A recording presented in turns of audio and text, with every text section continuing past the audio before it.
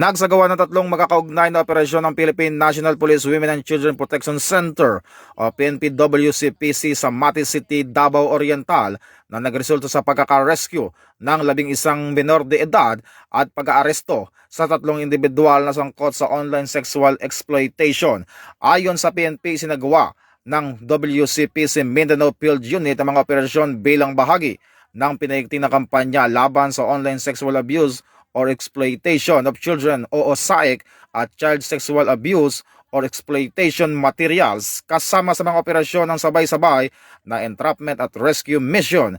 Gayon din ang pagpapatupad ng warrant to search, seize and examine computer data upang makalap ang mahalagang ebidensya. Patuloy na nanawagan ng PNP sa publiko na makipagtulungan sa mga otoridad upang maprotektahan ang mga bata laban sa anumang uri ng pang-aabuso. Ito ang bagong PNP para sa bagong Pilipinas, serbisyong mabilis, tapat at nararamdaman.